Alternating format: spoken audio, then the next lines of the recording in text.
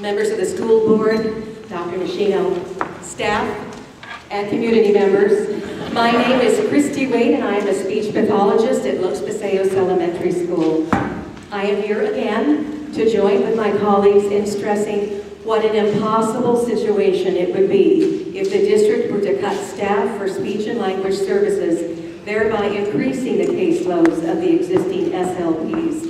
Now, I acknowledge that every cut that has been proposed has been reached after much thought and discussion, and in many cases has been a very painful decision.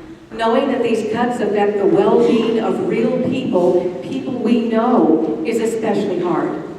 Knowing that some of the cuts directly affect the quality education of children is especially hard.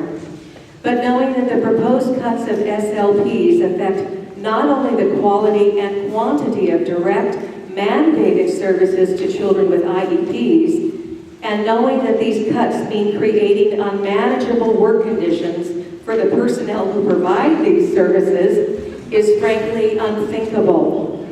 As many have said to me in astonishment, the district can't make cuts to special education. That's mandated. The services are mandated. How many lawsuits will be coming if the kids aren't being serviced according to their IEPs?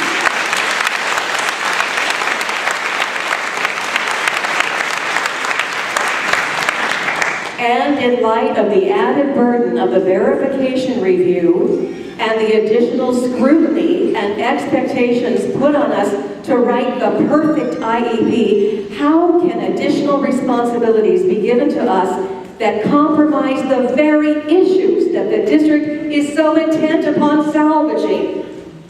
The point we have been trying to make again and again is that our plates are full to overflowing, and that's before any cuts have been made. We cannot do all of the demands of our jobs, which I have said before includes a staggering amount of paperwork, continuous weekly hours of assessment, weekly hours of writing assessment reports, weekly hours of writing IEP documents, and the follow-up documentation online, and hours of meetings, including IEPs, student study team meetings, staff meetings, and additional trainings.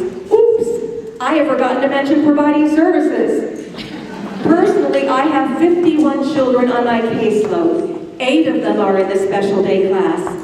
3 students are to be seen 4 times a week for 30 minutes individually. All of my students have to be tested on all of their IEP goals at every trimester, as well as at the time of their annual or triennial IEPs. This averages out to 30 to 40 hours of one-to-one testing. Okay, there is another, she's yielding her time to me, thank you. This averages out to 30 to 40 hours of one-to-one testing every reporting period. I have a few precious hours on Fridays to attend to this mandated responsibility, as well as to test the students who have assessment plans as a result of recommendations from the student study team or parent requests, and referrals for screenings from teachers. All testing must be documented, written up in some kind of report, copied for the parent, the teacher, myself, and any other school personnel that may be involved, and then distributed in confidential form. We don't hand this paperwork to a secretary. All of this is done by us and takes countless hours beyond what our contract pays us. Now, I happen to love what I do. I love working with children. I actually enjoy the testing process, and I don't even mind writing reports and IEPs. I find most IEP meetings to be a positive and meaningful forum for becoming the village that helps raise a child.